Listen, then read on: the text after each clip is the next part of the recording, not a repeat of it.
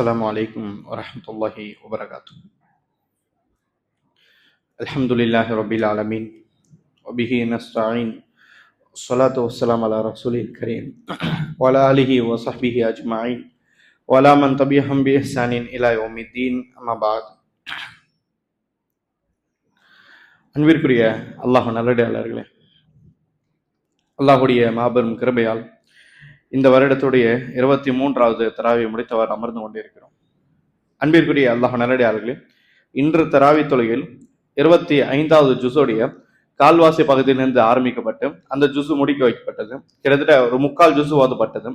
சூரா அடிப்படையில் பார்க்கும் பொழுது இந்த சூரா ஜுஹ்ருஃப், துஹான், ஜாசியா இப்படி போன்ற பல சூறா, ஒரு 3 சூறாக்கள் ஓதப்பட்டது. 185 ஆயத்துகள் இன்றைய தராவி தொழுகையில் ஓத வைக்கப்பட்டது. அன்பிற்குரிய சகோதரர்களே, நம்முடைய தஃப்சீர் அடிப்படையில் பார்க்கும்பொழுது கடைசியாக சூரா முஃமின் என்று சொல்லக்கூடிய ஒரு சூறா, இந்த சூறா சொல்லக்கூடிய சில படிப்பினின் அடிப்படையில் நாம் பார்த்து வந்தோம். 40வது சூறாவை பதிவாகிறது. அடுத்ததாக அன்பிற்குரிய சகோதரர்களே, குர்ஆனுடைய வரிசையில் 41வது சூறாவை பதிவாகிறது சூரா ஹாமீம் சஜிதா. ஹாமீம் சஜிதா குர்ஆனில் இந்த ஏற்கனவே 32வது சூறாவாக சஜிதா என்று சொல்லக்கூடிய ஒரு சூறா இருக்கும். அது நார்மலான சஜிதா, இது ஹாமீம் சஜிதா என்று அழைக்கப்படும். இந்த சூறாவிற்கு, அதாவது சூரா அல் ஃபுஸ்ஸிலத் என்று சொல்லக்கூடிய இன்னொரு பேரும் இருக்கிறது. ஹாமீம் சஜிதா என்று அழைப்பார்கள், சூரா அல் ஃபுஸ்ஸிலத் என்றும் அழைப்பார்கள். அன்பிற்குரிய சகோதரர்களே, அதாவது மக்காவில் இறங்கிய சூரா என்பதன் காரணமாக இதில் பொதுவாக ஏகத்துவத்தை பற்றியும் நபித்துவத்தை பற்றி பரவலாக பேசப்பட்டிருக்கும். அதை தாண்டி அன்பிற்குரிய சகோதரர்களே, நபித்துவத்துடைய பிரிவுகளில் ஒரு விஷயத்தை அல்லாஹ் சொல்கிறான். சூரா அல் ஹாமீம் சஜிதாவுடைய 13வது வசனம் அல்லாஹ் சொல்கிறான், ஃபஇன் அஅரது, நபியே ஒருவேளை அவர்கள் இதிலிருந்து புறக்கணிப்பார்கள் என்று சொன்னான். இது எந்த புறக்கணிப்பு? நான் ஒத்துக்கொள்ள மாட்டேன் என்று சொல்லக்கூடிய புறக்கணிப்பு. இப்படி அவர்கள் புறக்கணித்து செல்வார்கள் என்று சொன்னால் ஃபகுல், நீங்கள் சொல்லுங்கள், அன்சர்துக்கும் ஸாயிகத மிஸ்ல ஸாயிகதி அதுவா சமூத், நபியே நீங்கள் சொல்லுங்கள், அவர்கள் முகம் திருப்பி சென்றார் என்று சொன்னால் நீங்கள் சொல்லுங்கள், ஆது சமூதை எப்படி அழிக்கப்பட்டார்களோ அதே போன்று கடுமையான வேதனை இந்த குறைஷுடைய மக்களுக்கு வரும் என்று சொல்லி நீங்கள் சொல்லுங்கள் என்று சொல்லி அல்லாஹ் ஒரு வசனத்தை சொல்கிறான். இந்த வசனம் எப்பொழுது இறங்கியது என்று பார்க்கும் பொழுதும் மக்காவில் ஆரம்ப காலத்தில் இறக்கப்பட்டது. ஆரம்ப காலகட்டத்தில் இந்த காஃபிர்களெல்லாம் குரானை புறக்கணிக்க ஆரம்பித்தார்கள். குரானை ஓதினால் குரானை கிண்டல் செய்ய ஆரம்பித்தார்கள். இப்படி இருக்கும் பொழுது இவர்கள் வந்துவிடும், வேதனை வரும் என்று சொல்லி இந்த வசனம் இறக்கப்பட்டது. இந்த வசனம் பொதுவாகவே ஒரு மிகவும் பிரபலமான ஒரு இடத்தில் பேசப்படக்கூடிய ஒரு செய்தி என்னவென்று சொன்னால், ரசூலுல்லாஹி ஸல்லல்லாஹு அலைஹி வஸல்லம் அவருடைய நபித்துவத்துடைய ஒரு 6ஆம் ஆண்டிலிருந்து 7ஆம் ஆண்டுக்கு கடக்கக்கூடிய அந்த நேரம், கிட்டத்தட்ட இஸ்லாம் அந்த மக்காவில் மிக பயங்கரமாக வேகமாக பரவி வருகிறது. இப்படி பரவி வரும் பொழுது இந்த காஃபிர்கள் பல முடிவுகளை எடுக்கிறார்கள். முடிவு எடுத்த பிறகு கடைசியில் ரசூலுல்லாஹை தடுக்க முடியவில்லை என்பதற்காக அவர்களுடைய பொதுவான தந்திரங்கள், இந்த காஃபிருக்கு என்று சொல்லக்கூடிய ஒரு தந்திரம் இருக்கும், அந்த தந்திரத்தை வெளிப்படுத்துகிறார்கள். என்ன? ரசூலுல்லாஹை தனிப்பட்ட முறையில் யாருக்கும் தெரியாமல் இரவில் அழைக்கிறார்கள். அழைத்து ரசூலுல்லாஹ்வுக்கு சில ஆஃபர், சில சலுகைகளை தருகிறார்கள். இந்த சலுகை ரசூலா பெற்று ரசூலாவை தாவாவை விட வேண்டும், இந்த ஓரிரை கொள்கையும் பேசக்கூடாது. இப்படி அவர்கள் முடிவு செய்கிறார்கள். உத்துபா என்று சொல்லக்கூடிய நல்ல பேச்சில் புலம் இருக்கக்கூடிய ஒரு நபர், ஒரு காஃபிர். இந்த உத்துபா என்ற நபர் என்ன செய்கிறார்? ரசூலாவை தன்னுடைய வீட்டுக்கு அழைக்கிறார். வீட்டுக்கு அழைத்து 3 சலுகைகள் ரசூலா கொடுக்கப்படுகிறது. மிகவும் பிரபலமான ஒரு செய்தி ரசூலுல்லாஹி ஸல்லல்லாஹு அலைஹி வஸல்லம் சொல்லப்படுகிறது. இந்த உத்துபா என்ற சொல்ல நபர் சொல்கிறார், முஹம்மது ஸல்லல்லாஹு அலைஹி வஸல்லம், உங்களுக்கு மக்காவுடைய ஆட்சி வேண்டுமா? மக்காவுடைய ஆட்சியை உங்களுக்கு தருகிறோம், மக்காவுடைய ஆட்சி தருகிறோம். முழு அரபு தேசத்துடைய ஆட்சி தருகிறோம் என்று சொன்னால் அது ஒன்றும் அவ்வளவு பெருசு கிடையாது. ஆனால் அந்த அரபு தேசத்திற்கு கூடிய வெறும் மக்காவுடைய ஆட்சி கொடுக்கிறோம் என்று சொன்னால் அது மிகவும் பெரிய விஷயம். அதை தருகிறோம் என்று சொன்னார்கள். ரசூல் அமைதி காத்தார்கள். இரண்டாவதாக, இந்த அரபு தேசத்திற்கு கூடிய ஒரு அழகிய பெண் உங்களுக்கு வேண்டுமா? நாங்கள் திருமணம் முடித்து வைக்கிறோம், எத்தனை பெண்ணும் என தருகிறோம், இந்த அழைப்பு பணியை நீங்கள் விட்டுவிடுங்கள், தாவாவை விட்டு விடுங்கள் என்று சொல்லப்பட்டது. ரசூல் அமைதியாக இருந்தார். அடுத்ததாக, சரி உங்களுக்கு பதவி வேண்டாம், பெண்களும் வேண்டாம், உங்களுக்கு பொருளாதாரம் வேண்டுமா? பொருளாதாரத்தை கொட்டி தருகிறோம், நீங்கள் இப்பொழுதும் தாவாவை விட்டு விடுங்க என்று சொல்லி 3வே தருகிறோம் என்று சொல்கிறார்கள். ரசூலுல்லாஹி ஸல்லல்லாஹு அலைஹி வஸல்லம் அவர்கள் எதுவும் பேசவில்லை. ரசூல் அவர்கள் அமைதியாக இருந்து ரசூல் அவர்கள் குர்ஆனை ஓத ஆரம்பிக்கிறார்கள். குர்ஆனை ஓதுவதற்கு ஆரம்பிக்கிறார்கள். ரசூலுல்லாஹ்வுடைய மனப்பாடத்தில் முழு குர்ஆன் இருக்குமே. அப்பொழுது எத்தனை சூறாக்கள் இறங்கியதோ அத்தனை சூறாக்கள் ரசூலுல்லாஹ் மனப்பாடமா இருக்கும். இப்படி இருக்கும் பொழுது ரசூலுல்லாஹ் தேர்ந்தெடுத்து இந்த ஹாமீம் சஜிதா, இந்த ஹாமீம் சஜிதா என்ற சூறா, குர்ஆனுடைய 41வது சூறாவை ரசூலுல்லாஹ் ஓத ஆரம்பிக்கிறார்கள். ஓதும் பொழுது அப்படியே ஆரம்ப வசனத்தை ஓதி வருகிறார்கள். கிட்டத்தட்ட 13வது வசனத்தில் ரசூலுல்லாஹ் வந்து சேர்கிறார்கள். 13வது வசனத்தை அல்லாஹ் சொல்கிறான், ஃபைன் ஆரது, நபியே அவர்கள் உங்களுடைய தாவாவிலிருந்து முகம் திருப்பினார் என்று சொன்னால் நீங்கள் சொல்லுங்கள், ஆது சமுதாயத்தை எப்படி கடுமையான வேதனை வந்ததோ இந்த வேதனை அவரை அளிக்கும், இதை நீங்கள் சொல்லுங்கள் என்று சொல்லி அல்லாஹ் இந்த வசனத்தை சொல்லுகிறான். அது ரசூலுல்லாஹ் அவர்கள் தொடர்ந்து ஓதுகிறார்கள். உத்துபாவிற்கும் அரபி தெரியும், இதுவும் குரான் அரபி தானே, என்ன ஓத ஓத அவனுக்கு எல்லாமே தெளிவாக புரிகிறது. ரசூலுல்லாஹ் அவர்கள் குரானை ஓத ஆரம்பிக்கும் பொழுது சாதாரண பார்த்து கொண்டு இருந்த உத்துபா ரசூலுல்லாஹ் அவர்கள் இந்த வசனத்தில் ஆது சமுதாய வேதனை வரும் என்று சொல்லக்கூடிய வசனம் வந்த பிறகு வசனம் ஆட்டோமேட்டிக்காக அவனோட உள்ளத்தில் பயத்தை ஏற்படுத்தி ரசூலுல்லாஹ் 13வது வசனத்தை தாண்டும் பொழுது போதும் என்று சொல்லி அவன் ரசூலுல்லாஹ் போதும் என்று சொல்லி அந்த இடத்துல அவன் கிளம்பி விடுகிறான். இருப்பது அவனுடைய இடம், அவனுடைய இடத்துல அவன் ஓடி விடுகிறான்.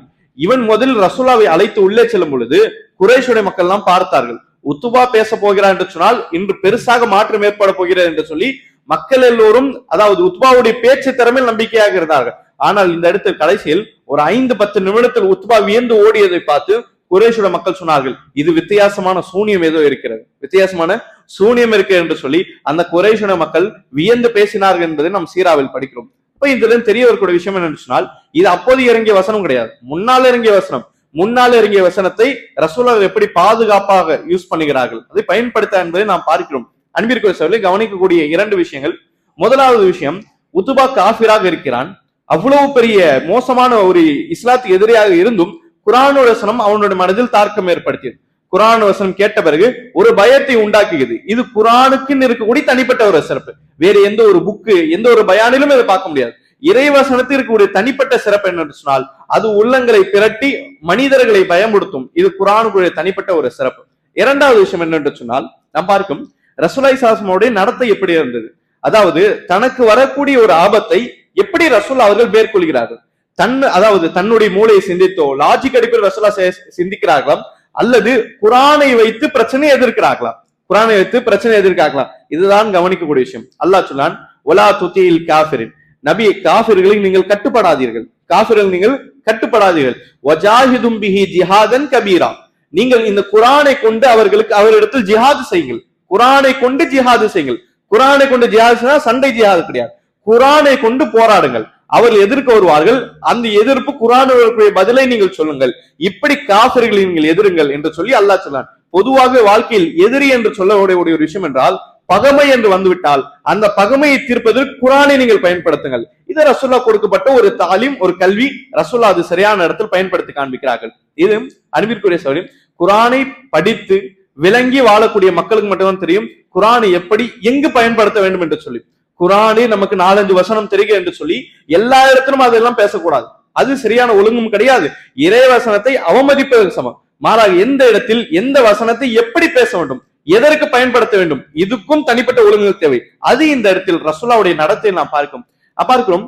அதாவது சலஃபுடைய வாழ்க்கையில பார்க்கிறோம், நிறைய இடங்களில் குர்ஆனை தனக்கு, அதாவது இன்று பயன்படுத்தப்படுகிறது தனக்கு சாதகமாக. இப்படி தனக்கு சாதகமாக இல்லாமல் இருக்கக்கூடிய சூழ்நிலைக்கு ஒரு பாதுகாப்பாக குர்ஆனை பயன்படுத்தி எக்கச்சக்கமான வரலாறு நாம் பார்க்கும். அதில் ஒரு சிறந்த வரலாறு தான் இமாம் குர்துபி ரஹிமஹுல்லாஹ் அவருடைய வரலாறு. இமாம் குர்துபி தஃப்சீர் அல் குர்துபி ஜலாலைன் நாம் பார்க்கலாம். அதாவது சிறந்த தஃப்சீர்கள், மாஷா அல்லாஹ், மிக பெரிய நிறைய பார்ட்டாக எழுதப்பட்ட தஃப்சீர் ஒன்று இமாம் குர்துபியோட தஃப்சீர்.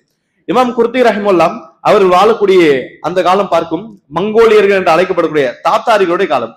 இந்த தாத்தாரிகளை யார் என்று சொன்னால் காட்டுமிராண்டித்தனமாக இருப்பார்கள், முஸ்லிம்களை எங்க பார்த்தாலும் கொலை செய்வார்கள், கடுமையாக, அதாவது மிகவும் கடுமையான குணம் திசையும் கொண்டவர்களாக தாத்தாரிகள் என்று சொல்லக்கூடிய இவர்கள் இருப்பார்கள். இந்த தாத்தாரிகள் இருக்கிறார்களே, இவர்கள் ஒரு கட்டத்தில் இமாம் குர்துபி ஒரு பயணத்தில் இருக்கும் பொழுது இமாம் குர்துபி பார்த்து விடுகிறார்கள். வெளிப்படை தோற்றத்திலும் இன்னும் இமாம் குர்துபியோடைய அவருடைய புகழின் காரணமாக இந்த தாத்தாரிகள் தெரியும் இவர்தான் குர்துபி என்று சொல்லி. மிகப்பெரிய மார்க் அறிஞர், எனவே பார்த்த இடத்தில் கொலை செய்ய வேண்டும். 2 தாத்தாரிகள் இருக்கிறார்கள், கையில் கடுமையான ஆயுதங்கள் இருக்கிறது, ஆயுதம் எடுத்து துரத்த ஆரம்பிக்கிறார்கள். ஒரு கட்டத்தில் இமாம் குர்துபி ரஹிமஹுல்லாஹ் தெரிந்து விட்டது ஒரு தாத்தாரியர்கள் தான் கொலை செய்ய வருகிறார் என்று சொல்லி தெரிய வருகிறது. இமாம் குர்துபி ரஹிமஹுல்லாஹ் அவர் ஓட ஆரம்பிக்கிறார்கள். ஒரு கட்டத்தில் சுப்ஹானல்லாஹ் இமாம் குர்துபி ரஹிமஹுல்லாஹ் கீழே விழுந்து அந்த 2 தாத்தாரிகள் கொலை செய்வதற்காக மிக வேகமாக ஓடி வரும் பொழுது தானாக இமாம் குர்துபி ரஹிமஹுல்லாஹ்வுடைய நாவில் குர்ஆனுடைய வசனம் வர ஆரம்பிக்கிறது. இதற்கு முன்னால் நாம் பார்த்திருப்போம், ஒருவனுடைய வாழ்க்கை எப்படி கழிக்கிறதோ பிரச்சனையின் பொழுது அதுதான் அவருடைய நாவில் வரும், பிரச்சனையின் பொழுது அதுதான் ஞாபகம் வரும். குடும்பத்திலே சுத்தி கொண்டிருந்தால் குடும்பத்தார்கள் தான் கடைசி நிமிடத்தில் வாயில் வருவார்கள். நண்பர் என்று சொன்னால் அதுதான் வரும். கெட்ட வார்த்தைகள் பேசணும் என்று சொன்னால், பாட்டுகள் பாடினோம் என்று சொன்னால் கடைசி நேரத்தில் அதுதான் வாயில் வரும். அப்படி குரானுடன் தொடர்பு இருந்தோம்னு சொன்னால் கடைசி நேரம் குரானாக இருக்கும். இமாம் குர்துபி ரஹிமஹுல்லாஹ் கீழே விழுந்தார்கள், ஆபத்தை கண்டார்கள், உடனே குரானோட சனத்தை ஓத ஆரம்பித்தார்கள். சூரா யாசினில் வரும், சூரா யாசினுடைய ஆரம்ப வசனத்தில் பார்க்கலாம், அல்லாஹ் சொல்கிறான், வஜஅல்னா மின் பைனி ஐதிஹிம் சத்தா வ மின் கல்ஃபிஹிம் சத்தா ஃபஅக்ஷைனாஹும் ஃபஹும் லா யுப்சிரூன். அல்லாஹ் சொல்றான், மறுமை நாளில் காஃபிர்கள் விசாரணைக்கு வரும் பொழுது அல்லாஹ் என்ன செய்வான், விசாரணைக்கு இருக்கக்கூடிய அந்த காஃபிருக்கு முன்பாக ஒரு திரையை போடுவான், பின்னால் ஒரு திரையை போடுவான். திரையை போட்டு மூடிவிட்ட பிறகு அவனுக்கு எல்லாம் இருட்டாக இருக்கும். காஃபிருக்கு விசாரணை இருட்டில் நடக்கும். அவன் அல்லாஹ்வை பார்க்க முடியாது. காஃபிருக்கு இருக்கக்கூடிய பெரிய தன்மை, அவன் இறைவனை பார்க்க முடியாது. ஃபுல்லாக இருட்டில் இருக்கும். இருட்டில் விசாரணை நடைபெறும். அல்லாஹ் சொல்றான், ஃபஅக்ஷைனாஹும், நாங்கள் அவனை குருடாக்கி விடுவோம், ஃபஹும் லா யுப்சிரூன், அவன் பார்க்க முடியாது. மறுமையில் எல்லாமே இருட்டாக இருக்கும், அவனால் எதுவும் பார்க்க முடியாது என்று சொல்லி மறுமையில் காஃபிருக்காக என்ன சொல்லப்பட்டதோ அதை இமாம் குர்துபி ரஹிமஹுல்லாஹ் அவர்கள் ஓத ஆரம்பிக்கிறார்கள். இப்படி ஓத ஆரம்பிக்க சுப்ஹானல்லாஹ், அல்லாஹ் செய்யக்கூடிய விஷயங்களை பாருங்கள். அவர்கள் ஓத ஆரம்பிக்கிறார்கள். தூரத்து அந்த இரண்டு தாத்தாரில் கொலை செய்யலாம் என்று வெறியுடன் ஓடி வரும் பொழுது எப்படி மறுமையில் காஃபிருடைய கண்களை திரையிட்டு அல்லாஹ் இருட்டாக்கி விடுவானோ, இந்த தாத்தாருடைய கண்களை இருட்டாக்கி விட்டான். இமாம் குர்துபி ரஹிமஹுல்லாஹ் கீழே விழுந்து கிடக்கிறார்கள். குர்துபி ரஹிமஹுல்லாஹ் கீழே விழுந்தது இவருடைய கண்ணுக்கு தெரியவில்லை. ஒருவன் வலது பக்கமாக போகிறான், இன்னொருவன் வந்த பக்கமாக போகிறான். குர்துபி ரஹிமஹுல்லாஹ் எங்கே தொலைந்து விட்டார்கள், தேடும் என்று சொல்லி இருவரும் ஒவ்வொரு திசையில் சென்று விட்டார்கள். அவருடைய கண்ணுக்கு தெரியவில்லை. அல்லாஹ் கண்களை குருடாக்கி விட்டான். இது பார்க்கும் சுப்ஹானல்லாஹ், குர்ஆன் தக்க சமயத்தில் எப்படி ஒரு நல்ல முஃமினை பாதுகாப்போம் என்பது இது மிகப்பெரிய உதாரணம். இதெல்லாம் தானாக உருவாக்கப்பட்ட உதாரணம் கிடையாது. இதற்கும் ரசூலுல்லாஹ்வுடைய வாழ்க்கையிலிருந்து ஆதாரம் பார்க்கலாம். ரசூலுல்லாஹி ஸல்லல்லாஹு அலைஹி வஸல்லம் காலத்தில் நாம் பார்க்கும், ஹிஜ்ரத் செல்லலாம் என்று ரசூலுல்லாஹ் செல்லும் பொழுது, ஹிஜ்ரத் செல்வதற்கு அந்த மதியான பொழுதில் ரசூலுல்லாஹ்கள் அதாவது தன்னுடைய வீட்டிலிருந்து வெளியே வருகிறார்கள். வெளியே வருவதற்கு ரசூலுல்லாஹ் வீட்டில் யாரை வைப்பார்கள், அலி ரலியல்லாஹு அவர்களை தங்க வைப்பார்கள் என்ற ரசூலுல்லாஹ்க்கு முன்னாடியே தெரியும். இந்த காஃபிர்கள் ரசூலுல்லாஹை கொலை செய்ய போகிறார் என்று சொல்லி ரசூலுல்லாஹ்க்கு முன்னாடி தெரியும்.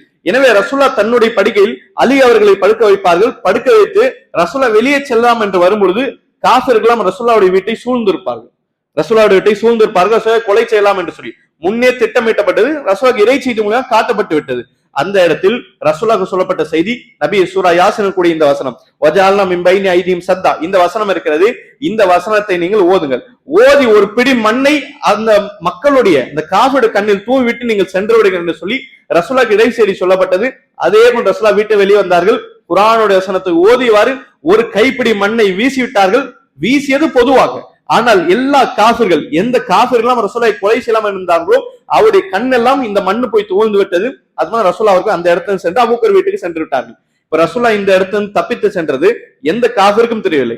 மதியானத்தில் ராத்திரி வரை அங்கே நிற்கிறார்கள். வீட்டுக்குள்ளே ரசூலுல்லாஹ் இருப்பார்கள். நைட்டு கிளம்பும் ரசூலுல்லாஹை கொலை செய்யலாம் என்று நினைத்துக் கொண்டிருந்தார்கள். ஆனால் வீட்டில் இருப்பது அலி ரலியல்லாஹு அவர்கள். ரசூலுல்லாஹ் அதன் மத்தியில் அபூபக்கர் சந்திக்கு அவருடைய வீட்டுக்கு சென்று விடுவார்கள். இப்படி ரசூலுல்லாஹ்வுடைய வாழ்க்கையில் நிறைய இடங்களை நான் பார்க்கலாம். குர்ஆனை பாதுகாப்பாக ஒரு கேடயமாக பயன்படுத்த எக்கச்சக்கமான வசனங்கள் நம்ம என்ன செய்கிறோம், வரலாறு ரசூலுல்லாஹ்வுடைய வாழ்க்கையிலிருந்து பார்க்கும். இதெல்லாம் அதாவது யாருக்கு பயன்பெறும் என்று சொன்னால், யாருடைய வாழ்க்கையில் இதெல்லாம் நல்ல யுக்தியுடன் இருக்கும் என்று சொன்னால், யார் குர்ஆனோட ஆழமான தொடர்பு இருக்கிறார்கள், குர்ஆனோட ஆழமான தொடர்பு கூடிய நபர்கள் மட்டும்தான் குர்ஆன் சிறந்த வழிகாட்டியாக இருக்கும். நாம் சுப்ஹானல்லாஹ் ரமதானில் மட்டும் குர்ஆனோட தொடர்பு வைத்து, ரமதான் அல்லாஹ் மாத்தில் நமக்கும் குர்ஆனுக்கும் சம்பந்தமே இல்லை என்று சொன்னால், இப்படிப்பட்ட இடங்களில் குர்ஆன் நமக்கு பயன்படாது. மாறாக யார் குர்ஆனோட ஆழமாக தொடர்பு வைத்திருக்கார்களோ அவர் மட்டும் வாழ்க்கையில் இப்படிப்பட்ட சிறப்புகளை அல்லாஹ் காண்பிப்பான் என்பதையும் இந்த இடத்துல புரிந்து கொள்வோம். அதை தொடர்ந்து அன்பிற்குரிய சகோதரர்கள், சூரா ஹாமீம் சஜ்தா முடிக்கப்பட்டு அடுத்த இடத்தில் பதிவாகிறது சூரா அஷ்ஷூரா. சூரா அஷ்ஷூரா என்று சொன்னால் எது இன்றைய காலகட்டத்தில் மஷூரா என்று நமக்கு சொல்லப்பட்டிருக்கிறதோ, கலந்தாய்வு. நிறைய சகோதரர் உட்கார்ந்து ஒரு தலைப்பிற்கில் ஆய்வுகள், கலந்தாய்வுகள், பல்வேறு கருத்துக்கள் கேட்டு பேசுவோமே, அதற்கு மஷூரா, கலந்தாய்வுகள் என்று சொல்லப்படும். அதை மையப்படுத்தி ஷூரா என்று சொல்லக்கூடிய இந்த சூரா இறங்கியது.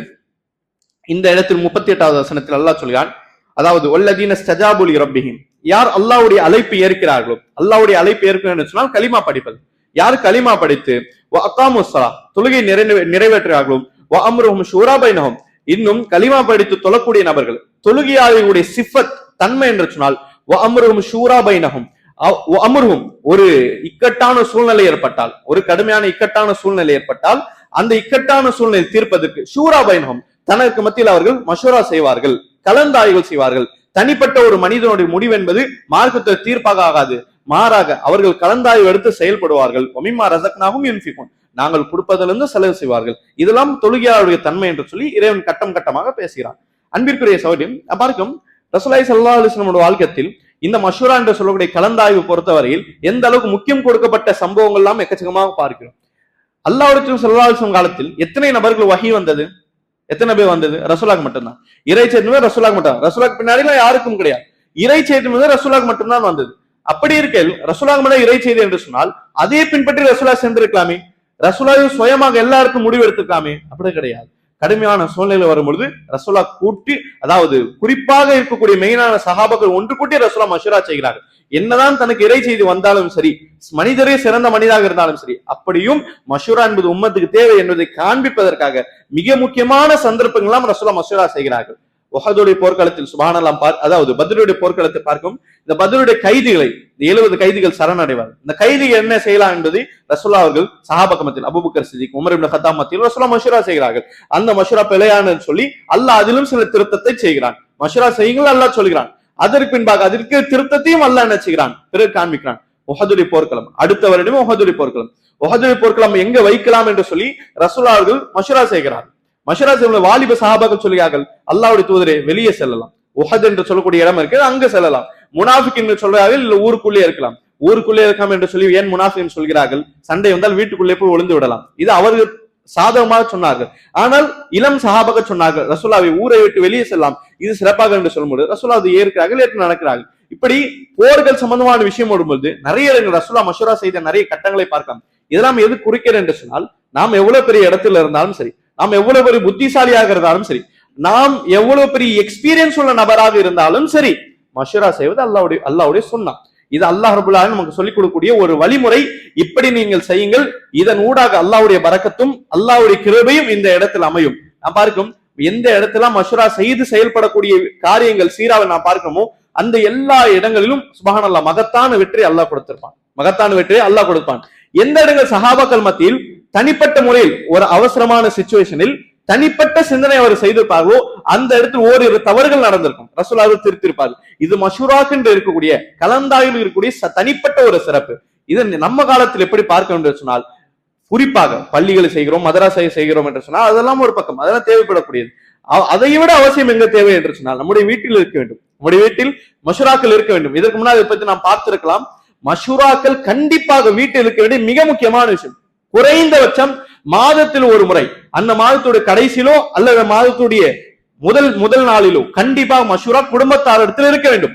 என்ன மஷூராக்கள் இருக்க வேண்டும்? நம்முடைய குடும்பம் எப்படி செல்கிறது, இஸ்லாமிய வழிகாட்டுதல் இருக்கிறதா, இந்த கடந்த மாதத்தில் எத்தனை ஹராமை நாம் செய்திருக்கோம், எத்தனை தவறுகள் செய்திருக்கும், எத்தனை தொழுகையை பிள்ளைகள் விட்டிருக்கார்கள், எவ்வளவு குர்ஆனை நாமும் பெரியவர்களும் குழந்தைகள் ஓதிருக்கும், இபாதத் சம்பந்தமான எல்லா விஷயத்தையும் மஷூராவில் கண்டிப்பாக பேச வேண்டும். குழந்தைங்களுடைய அந்த முடிவையும் கேட்க வேண்டும், நம்முடைய மனைவியுடைய முடிவையும் கேட்க வேண்டும். இப்படி மஷூரா என்பது வீட்டில் கண்டிப்பாக இருக்க வேண்டும். இன்று மஷூரா எந்த இடத்தில் உயர்ந்திருக்க வேண்டுமோ அந்த இடத்தில் விடப்பட்டு விட்டது. எந்த இடத்துல தேவையில்லையோ, தேவையில்லாத சின்ன சின்ன விஷயத்துல மஷூரா வைத்து அந்த இடத்துல சண்டையான சூழ்நிலை பல இடங்களில் நாம் சுற்றி பார்க்கிறோம். அன்பிற்குரிய சௌரியம், மஷூரா என்பது பரக்கத்தான விஷயம். அது எங்க தேவைப்படுதோ கண்டிப்பாக அதை நிறைவேற்றுவது ஒவ்வொரு குடும்ப தலைவருடைய கடமை. இது இல்லை என்று சொன்னால், மஷூரா நம்முடைய வாழ்க்கையில் இல்லை என்று சொன்னால், அந்த நமக்கும் பிள்ளைகளுக்கான பேசக்கூடிய அந்த தொடர்புகளும் வாய்ப்புகள் இல்லை என்று சொன்னால், பிற்காலத்தில் எதிர்காலத்தில் இது சார்ந்த பல்வேறு பின்னடைகள் பார்ப்போம். ஒரு இடத்தில் பார்க்கப்பட்டது, ஒரு பிள்ளை 26 வயசு ஆகிவிட்டது, அவனுக்கு 26 வயசு, கல்யாணம் ஆக போடைய வயசு. ஆனால் அத்தா இடத்தில் மனதை திறந்து பேசக்கூடிய அந்த பருவத்தை இன்னும் அடையவில்லை. வயது 26, கல்யாணமாக போகிறது, நல்ல சம்பாதிக்கிறார், நல்ல ஒரு பிசினஸ்மேன். தன்னை பெற்றெடுத்த அத்தாவிடத்தில் வெளிப்படையாக பேசக்கூடிய ஒரு சிஃபத்தும் ஒரு தன்மையும் அது இல்லை. நான் கேட்டேன், ஏன் என்று கேட்டேன். ஏன்னு சொல்ல பழக்கம் இல்லை, பேசுவதற்கு சந்தர்ப்பம் கிடையாது. அத்தா வராது, சம்பாதிக்காரு போயிட்டாரு, என்ன வந்தாரு, படிக்க வச்சாரு, எனக்கு ஒரு வேலை வாங்கி கொடுத்தாரு, முடிஞ்சிருச்சு.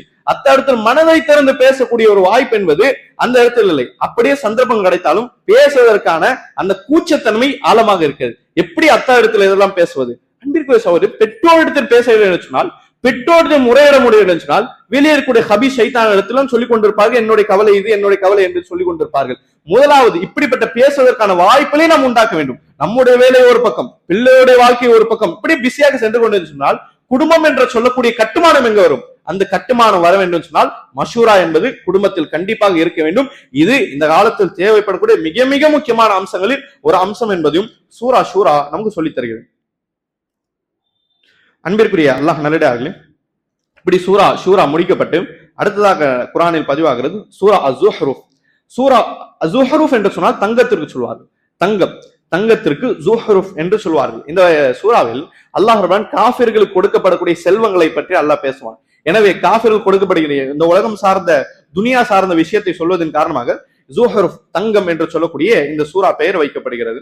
அன்பிற்குரிய சகோதரன், சூரா ஜுஹ்ருஃப் உடைய ஒரு பகுதியில் 36வது வசனம் அல்லாஹ் சொல்கிறான், ஒமையாஷான் ஜிக்ரி ரஹ்மான், யார் அல்லாவை ஜிக்ரு செய்வதை விட்டு நினைவு கூறுவதை விட்டு யார் தூரமாகிறார்களோ நுகைது லஹு ஷைத்தான் லஃபஹு கரீன். அல்லாஹ் சொல்கிறான், யார் ஜிக்ரு செய்வதை குறைத்து விடுவார்களோ அதுவும் தூரமாகிறார்களோ அல்லாஹ் என்ன செய்யறான்னு சொன்னால் கரீன், ஒரு ஷைத்தானை அவனுடைய ஃப்ரெண்டாக ஆக்கிறான். கரீன் ஃப்ரெண்டுக்கு சொல்வார்கள். யார் அதாவது அல்லாவுடைய திக்கு தூரமாகிறார்களோ அல்லாஹ் என்ன செய்கிறான், ஒரு ஷைத்தானை அவனுடைய ஃப்ரெண்டாக ஆக்கிறான், தோழனாக ஆக்கிறான். இந்த ஷைத்தான் அவனோடு சுத்தி கொண்டே இருக்கிறான். இது அல்லாஹ் சொல்கிறான். ஜிக்ரு சம்பந்தமான நிறைய வசனம் குர்ஆனை பார்க்கலாம். அதில் தலையாய மிக சிறந்த வசனம் இது. அல்லாஹ் சொல்கிறான், அதாவது ஜிக்ர் என்று சொல்லக்கூடிய இந்த விஷயம் வாழ்க்கை இல்லை என்று சொன்னால் உன் கூட யார் இருப்பார்? ஷைத்தான் இருப்பான். ஷைத்தான் என்ன செய்வான்? தவறான விஷயத்தை வழிகாட்டுவான். எந்த எண்ணம் தவறான வஸ்வசாக்கள் வருகிறதோ, தொடர்ந்து தவறான எண்ணங்கள் வந்து கொண்டே இருக்கிறது, தொடர்ந்து பாவம் செய்யக்கூடிய எண்ணங்கள் வந்து கொண்டிருக்கிறது. சந்தர்ப்பங்கள் வேறு. சந்தர்ப்பம் இறைவன் காண்பிப்பான், அது சோதிப்பதற்காக. சந்தர்ப்பத்தை பேசவில்லை, இந்த இடத்துல வஸ்வசாக்களை மட்டும்தான் பேசுகிறோம்.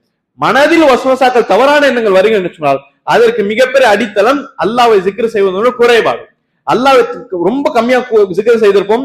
ஜிக்ர் என்று சொல்லக்கூடிய ஒரு டாபிக் வாழ்க்கையில் இருந்திருக்காது. இப்படி இருக்கு சொன்னால் தவறான எண்ணங்கள் மனதில் அதிகமாக வரும். அதன் காரணம் அல்லாஹ் சொல்கிறான், ஷைத்தான் அவனோட ஃப்ரெண்டாக ஆக்கிவிடும், ஒரு தோழனாக ஆக்கிவிடும் என்று சொல்லி அல்லாஹ் சொல்கிறான். ஜிக்ர் அவ்வளவு சிறந்த இபாதத், சுப்ஹானல்லாஹ், அவ்வளவு சிறந்த இபாதத். ஆனால் அந்த இபாதத்தையே ஷைத்தான் மாற்றி விட்டான். அந்த இபாதத்தையே ஷைத்தான் என்ன பண்ணான்? உருவத்தையே படி மாற்றி விட்டான். பார்க்கும் அப்துல்லா பின் மசூத் ரதியல்லாஹு அவருடைய காலகட்டத்தில், அதாவது ரசூலுல்லாஹ் இறந்து விட்டார்கள். இறந்து விட்டு பல மாதங்கள், அபூபக்கர் சித்திக்வுடைய ஆட்சி காலம். இந்த ஆட்சி காலத்தில் அப்துல்லா பின் மசூத் அவர்களுக்கு ஒரு செய்தி வருகிறது. கூஃபாவில் ஒரு பள்ளிவாசலில் மக்கள் எல்லாரும் உட்கார்ந்து கொண்டிருக்கிறார்கள். உட்கார்ந்து கொண்டு அவர் என்ன செய்யறாரு? குரூப்பாக உட்கார்ந்து கற்களை எடுத்து அந்த கற்களை எடுத்து பிரட்டி விடுகிறார்கள். கற்களை பிரட்டி சுப்ஹானல்லாஹ் அல்ஹம்துலில்லாஹ் என்று சொல்லி சத்தமாக அவர்கள் ஜிக்ர் செய்கிறார்கள். இப்படி இந்த கற்கள் கவுண்டிங்காக பயன்படுத்துவது, ஒரு கவுண்டிங் ஞாபகம் வைப்பதற்கு அந்த கல்லை அவர் பயன்படுத்தினார்கள். அல்லாஹ் ஆலம் எப்படி பயன்படுத்துறது தெரியாது, ஆனால் கற்களை வைத்து ஒரு வித்தியாசமான ஜிக்ரை செய்து கொண்டிருந்தார்கள். அப்துல்லா பின் மசூத் அவர்களிடத்தில் செய்தி வருகிறது. செய்தி வந்த பிறகு வித்தியாசமான வழிமுறையை கையாள்கிறார் என்று சொல்லி செய்தி வந்த பிறகு உடனே அவர்கள் செல்கிறார்கள். சென்று அவர்கள் அந்த மக்களை எல்லாம் ஒன்று திரட்ட அவர்கள் சொல்கிறார்கள், இன்னும் ரசூலுல்லாஹ் அவர்களுடைய, அதாவது அவர்கள் சொல்ல அப்துல்லா பின் மசூத் சொல்லக்கூடிய வார்த்தை, அவர் சொல்கிறார்கள், இன்னும் அல்லாஹ்வுடைய ஸல்லல்லாஹு அலைஹி வஸல்லம் அவருடைய வீட்டுடைய பாத்திரங்கள் இன்னும் உடைந்து போகவில்லை, இன்னும் ரசூலுல்லாஹ்வுடைய வீட்டுடைய கதவுகள் அதை கரையான்கள் அரிக்கவில்லை, அதற்குள்ளே நீங்கள் தீனை மாற்றி விட்டீர்கள் என்று சொன்னார்கள். என்ன அர்த்தம்? இப்பொழுதுதான் ரசூலுல்லாஹ் இறந்திருக்கிறார்கள், கடைசி தூதரை இப்பதான் இறந்திருக்கார்கள், அவர்கள் இறந்த கொஞ்ச காலத்திலே நீங்கள் தீனை மாற்றி விட்டீர்களா என்று சொல்லி அந்த அவர்கள் என்ன முறையை செய்தார்களோ அதை எப்படியே அப்துல்லா பின் மசூத் அவர்கள் தவிர்த்தார்கள். ஜிக்ர் சிறந்த இபாதத். அந்த சிறந்த இபாதத்துடைய உருவத்தை எப்படி மாற்றப்படுகிறது என்று சொன்னால் சிறந்த இபாதத் செய்ய வேண்டாம் என்று சொல்லி அப்துல்லா பின் மசூத் அவர்கள் அந்த இடத்தை அவர்கள் தகர்த்தார்கள். அதாவது ஜிக்ர் சிறந்த இபாதத், காலை மாலை ஜிக்ராக இருக்கட்டும், சாதமா அல்லாஹ்வை நினைவு கூறக்கூடிய வார்த்தைகளாக இருக்கட்டும், இதெல்லாம் மிகவும் பரிசுத்தமானது. ஆனால் அது செய்யக்கூடிய முறையை மாற்றி விட்டு சொன்னால், அந்த வழிமுறையை மாற்றி விட்டு சொன்னால் நல்ல இபாதத்தை நரகத்தை கொண்டு போய்விடும். அதுதான் அப்துல்லா பின் மசூத் கூஃபாவில் இருக்கக்கூடிய பள்ளிவாசல் பார்த்தார்கள். அது இன்று வரை எவ்வளவு உருவம் மாற்றி வருகிறது தெரியுமா? சுப்ஹானல்லாஹ். ஜிக்ர் மஜ்லிஸ் என்று அழைக்கப்படும். ஜிக்ர் மஜ்லிஸ் என்று அழைக்கப்படும். இந்த ஜிக்ர் மஜ்லிஸ் என்ன செய்யப்படும்? கூட்டமாக ஒரு ஹாலில் உட்கார்ந்து கொள்வார்கள், லைட்டை ஆஃப் செய்து விடுவார்கள், ஒரே ஒரு விடி பல்ப் மட்டும் இருக்கும், ஒரே சின்ன பல்ப் இருக்கும். அந்த மஜ்லிஸில் உட்கார்ந்து ஒரே ஒரு நபர் ஃபர்ஸ்ட் ஆரம்பிப்பார், அது தொடர்ந்து குரூப்பாக இருக்கக்கூடிய மக்கள் எல்லாரும் சத்தமாக ஜிக்ர் செய்வார்கள். இந்த சத்தமாக ஜிக்ர் செய்வது இருக்கிறது. இதன் ஊடாக பல்வேறு பிதாத்தில் உள்நுழைந்த நிறைய நபர்கள் இருக்கிறார்கள். இது செய்யல் என்று சொன்னால் பிரச்சனை செய்வார்கள். இது செய்தால்தான் ரூஹெல்லாம் உயிரோட்டமாக இருக்கு என்று சொல்வார்கள். இதை செய்வதற்காக பல கிலோமீட்டர்ல இருந்து வருவார்கள். சுப்ஹானல்லாஹ். பல்லாவரத்தும் நாம் பார்க்கலாம், 27 நோன்பு வந்து விட்டால் இரவு முழுவதும் உட்கார்ந்து செய்வார்கள். இரவு தொழுகைக்கான லைலத்துல் கதருக்கான சிறப்பான நிறைய இபாதத் இருக்கிறது. ஒற்றப்படைக்கான இபாதத் தனிப்பட்ட முறையில் இருக்கிறது. ஆனால் இதை மட்டும் குறிப்பிட்டு செய்வது, இதனால் மட்டும் சொர்க்கத்தை செல்வது, இது செய்யாத நபர்களை தவறாக பார்ப்பது, இதெல்லாம் அன்பிற்க சொல்ல தெளிவான பிதாத், தெளிவான மார்க்கத்தில் புதுமையான விஷயங்கள். இந்த புதுமையான விஷயம் நாம் சட்டத்தை ஏற்பதற்கு எந்த அவசியம் கிடையாது. அப்துல்லா பின் மசூத் அவருடைய காலத்தில் அந்த சட்டத்தை சொல்லிவிட்டார்கள். அதுதான் இன்றைய காலத்தில் வேண்டாம் என்று சொல்கிறோம். எனவே இப்படிப்பட்ட விதத்தான விஷயத்திலிருந்து தூரமாக இருக்க வேண்டும். அப்படி ஜிக்ர் செய்ய வேண்டுமா? நமக்கு ஜிக்ர் செய்ய ஆசையா? சுன்னாவில் என்ன சொல்லப்பட்டிருக்கிறது? அந்த சுன்னால் சொல்லக்கூடிய ஜிக்ரை அதோட நேரத்துடன் செய்தோம் என்று சொன்னால் சிறப்பு. காலை மாலை திக்ர், சுப்ஹானல்லாஹ், அவ்வளவு திக்ர்கள் இருக்கிறது. உண்மையில் சஹீஹான ஹதீஸ்களை ஒன்று கூட்டி பார்த்தோம் என்று சொன்னால் காலையில் ஓதக்கூடிய திக்ர்கள் மட்டும், மாலை விட்டும் காலையில் ஓதக்கூடிய திக்ர்கள் மட்டும் பொறுமையாக செய்தோம் என்று சொன்னால் அதற்கு பல மணி நேரங்கள் இருக்கும். பல மணி நேரங்களும் எல்லா ஹதீஸையும் ஒன்று எடுத்து போட்டு அந்த காலையில் ஓதக்கூடிய திக்ரை அமல் செய்தோம் என்று சொன்னால் அது முடிப்பதற்கு பல மணி நேரம் இருக்கும். பார்க்கும் ஷேகுல் இஸ்லாம் இப்னு தைமிய்யா ரஹ்மத்துல்லாஹி காலத்தில் பார்க்கும் அவருடைய மாணவன், அதாவது இப்னு கைம் ரஹிமத்துல்லாஹி அவர்கள் தன்னுடைய புத்தகத்தில் அவருடைய ஆசிரியை பற்றி சொல்வார்கள். ஷேகுல் இஸ்லாம் இப்னு தைமிய்யா ரஹ்மத்துல்லாஹி அவர்கள் காலையில் திக்ர் செய்ய ஆரம்பித்தார் என்று சொன்னால் கிட்டத்தட்ட ஜுஹா தொழுகை நேரம் வருமே, ஜுஹா தொழுகை நேரம் 8:30, காலையில் 8:30, ஃபஜர் தொழுகையிலிருந்து கிட்டத்தட்ட 8:30 9 மணி வரை என்ன செய்வார்கள், அவர்கள் திக்ர் செய்து கொண்டே இருப்பார்கள். பள்ளியில் அமர்ந்து ஷேகுல் இஸ்லாம் இப்னு தைமிய்யா ரஹ்மத்துல்லாஹி அவர்கள் திக்ர் செய்து கொண்டே இருப்பார்கள் 9 மணி வரை. சும்மா செய்கிறார்களா? இருக்கக்கூடிய ஹதீஸை அமல் செய்கிறார்கள். எது ரசூலுல்லாஹ் அவர்கள் கற்றுத்தந்தார்களோ அதை அவர்கள் அமல் செய்கிறார்கள். அடுத்து ஒரு நாள் இப்னு கைம் ரஹ்மத்துல்லாஹி அவர்கள் படிப்பதற்கு நேரம் ஆகிட்டு என்று சொல்லி உஸ்தாதை சந்திக்கலாம் என்று சொல்ல வரும் பொழுது அவர் பள்ளி திக்ர் செய்து கொண்டிருக்கார்கள். ஜிக்ர் செய்து கொண்டிருக்கும் பொழுது இவ்வளவு நேரம் ஜிக்ர் செய்யலாம் என்று கேட்ட பொழுது அவர்கள் சொல்கிறார்கள், இப்னு தைமிய்யா ரஹ்மத்துல்லாஹி சொல்கிறார்கள், எனக்கு காலை உணவே ஜிக்ர் தான் என்று சொல்கிறார்கள். காலை உணவே ஜிக்ர் தான், அல்லாஹ்வை நினைவு கூறக்கூடியதான். சுன்னாவில் வரக்கூடிய இந்த துவாக்கள் காலையில் ஓதக்கூடிய இதுதான் என்னுடைய காலை உணவு, இதுதான் என்னை புத்துணர்ச்சியாக வைக்கிறது என்று சொல்லி அவர்கள் சொல்லக்கூடிய அந்த வாசங்கள் எல்லாம் சுப்ஹானல்லாஹ் மிகவும் உயிரோட்டமாக இருக்கக்கூடிய வாசங்கள். எனவே இப்படிப்பட்ட ஜிக்ர் இருக்கிறதா, அமல் செய்து விடலாம். அதில் பல நேரம் போகிறதா, ஒன்னும் பிரச்சனை கிடையாது. ஆனால் நாம ஒரு விதத்தை உண்டாக்கிட்டோம் என்று சொன்னால் அதுதான் மார்க்கத்தில் தவறு என்பதையும் இந்த இடத்துல நாம் புரிந்து கொள்கிறோம். இப்படி இருக்கிற கடைசியாக அன்பிற்குரிய அல்லாஹ் நல்லடியார்களே,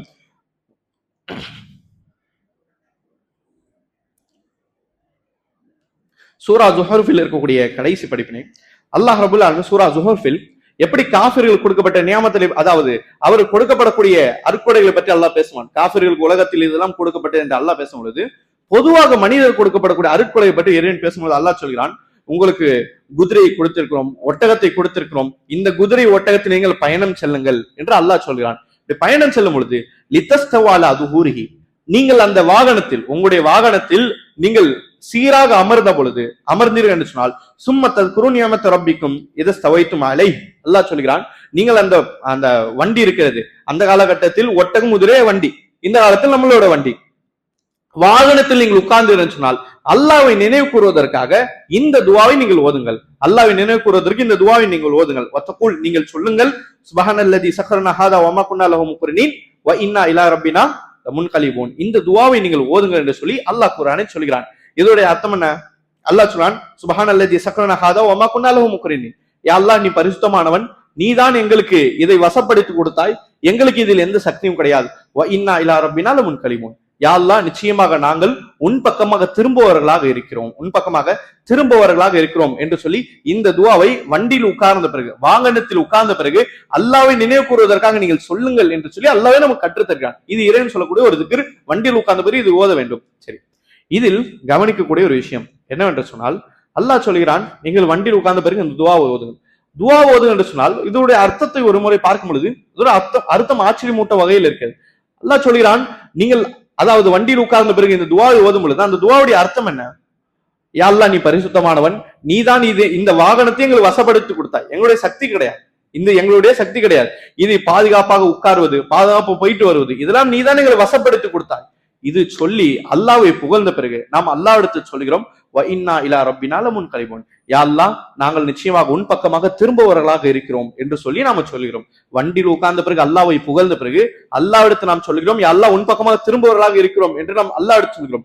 இது ஏன் சொல்கிறோம்? தஃசீரில் சொல்கிறார்கள், வாகனத்தில் உட்கார்ந்த பிறகு மறுமை பற்றிய நினைவு கூறப்படுகிறது என்று சொன்னால் தஃசீரில் சொல்லப்படுகிறது, சுப்ஹானல்லாஹ், எப்படி இந்த வாகனத்தில் நாம் வாகனத்தில் உட்காருகிறோம் என்று சொன்னால் பயணத்திற்கு போகிறோம், அப்படித்தானே? பயணத்துக்கு போகிறோம், அது கிட்டையோ தூரமோ, அது பயணம்.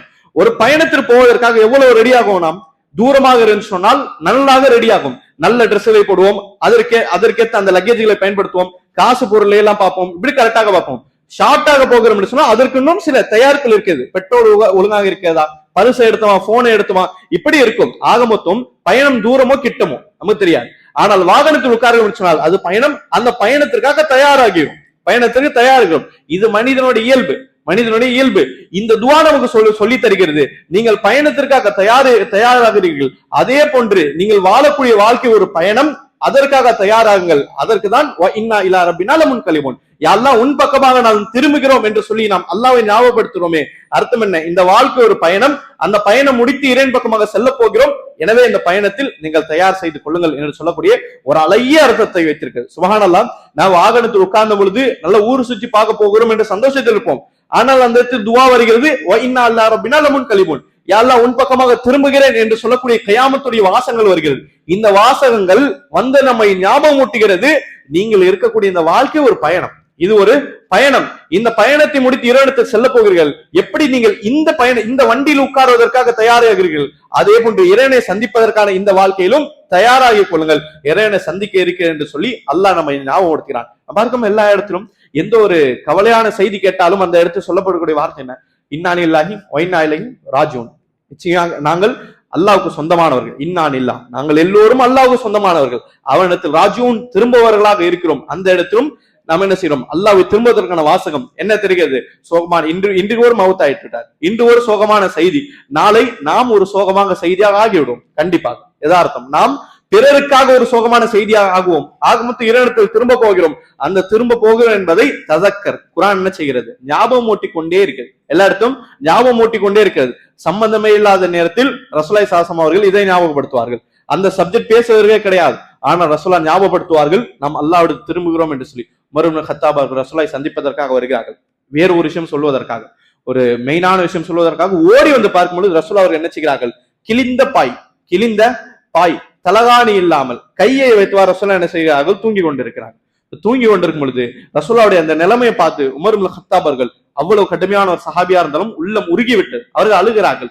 ரசூலுல்லாஹ் எழுப்புகிறார்கள். எழுப்பி ரசூலுல்லாஹ் இடத்தில் சொல்கிறார்கள், அல்லாஹ்வுடைய தூதரே, நம்ம நினைத்தால் கைசர் கிஸ்ரா போன்ற நாடுகள் எல்லாம் கைப்பற்றலாம். அந்த கைசர் கிஸ்ரா, ரோம் பாரசீகத்துடைய நாடுகள் இருக்கிறது, வல்லரசுகள். இந்த வல்லரசு எல்லாம் எப்படி சந்தோஷமாக இருக்கிறார்கள்? அசத்தியத்தில் இருக்கக்கூடிய அவர்கள் இவ்வளவு சந்தோஷத்தில் இருக்கும் பொழுது சத்தியத்தில் இருக்கக்கூடிய நாம் ஏன் இப்படி இருக்க வேண்டும்? ரசூலுல்லாஹ்வுடைய நிலைமையை பார்த்து அவ்வளவு கவலையாக சொல்கிறார்கள். ரசூலுல்லாஹ் சொல்கிறார்கள், அப்படி இல்லை உமரே, அப்படி இல்லை. எனக்கும் மறுமைக்கும் இருக்கக்கூடிய உதாரணம் என்ன தெரியுமா? நான் ஒரு முசாஃபிர், நான் ஒரு பயணி, நான் டிராவல் செய்து கொண்டிருக்கேன். எதை நோக்கி? என்னுடைய பயணம் என்பது மறுமையை நோக்கி. நான் அதை நோக்கி பயணம் செல்பவராக இருக்கேன். இந்த துனியா என்ன தெரியுமா? இந்த உலகம் என்ன சொன்னால், நடுவில் வரக்கூடிய ஒரு தங்குமிடம் போன்று, ஒரு லாஜோ ஒரு ஹோட்டலோ போன்றது. பயணம் செய்து கொண்டே இருப்போம். நம்முடைய இலக்கை நோக்கி பயணம் செய்து கொண்டிருக்கும் பொழுது கொஞ்ச நாள் தங்கலாம் என்று சொல்லி வருவோம். அந்த கொஞ்ச நாள் தங்கக்கூடிய இடம் தான் இந்த துனியா. கொஞ்ச நாள், அந்த கொஞ்ச நாள் இருப்போம், முடித்து நாம் அல்லாஹ் எடுத்து சென்று விடுவோம். கொஞ்ச நாளை கொஞ்ச நாளாக பார்க்க வேண்டும். ரசூலுல்லாஹ் அந்த இடத்தில் சொல்கிறார்கள். எனவே துனியா என்பது, இந்த வாழ்க்கை என்பது பயணம். இந்த பயணம் என்ற விஷயத்தை விளங்கி விட்டான் என்று சொன்னால் வாழ்க்கை தெளிவாகிவிடும். இது பயணமில்லை நிரந்தரம் என்று சொல்லிவிட்டால் அந்த இடத்துல முசீபத்தில் அடைந்து விடுவான். எனவே இந்த வாழ்க்கை பயணமாக பார்க்க வேண்டும் என்று சொல்லி ரசூலுல்லாஹ் அவர்கள் அந்த இடத்தில் உணர்த்துகிறார்கள் என்பதையும் நாம் என்ன செய்கிறோம்? இந்த இடத்தில் புரிந்து கொள்கிறோம். எனவே இந்த வாழ்க்கை என்பது ஒரு பயணம், இறைவனை நோக்கி ஒரு பயணம், இறைவனை அடைவதற்கான ஒரு பயணம் என்று சொல்லி அடிக்கடி ஞாபகம் ஊட்டும் என்பதற்காக இந்த பயணத்துடைய துவாவில் இன்னா இலா ரப்பினா லமுன்கலிபூன் என்று சொல்லக்கூடிய வாசகத்தை அல்லாஹ் சொல்கிறான். எனவே ஓதும் பொழுதும் இந்த துவாவை ஓதும் பொழுது அப்படியே ஓதாமல் இந்த துவாவில் என்ன அர்த்தம் சொல்லியிருக்க என்பதை நினைவுடன் ஓதினோம் என்று சொன்னால் கண்டிப்பாக அந்த துவாவே மிகப்பெரிய படிப்பினாக அமையும் என்பதையும் சூரா ஜுஹ்ருஃப் உடைய இந்த வசனம் நமக்கு சொல்லித் தருகிறது. இன்ஷா அல்லாஹ் மீதி இருக்கக்கூடிய வசனங்களை அல்லாஹ் நாடினால் அடுத்த அமர்வில் பார்க்கலாம். ஸல்லல்லாஹு அலா நபியினா முஹம்மத் வ அலா ஆலிஹி வ ஸஹ்பிஹி அஜ்மாயின். அஸ்ஸலாமு அலைக்கும்.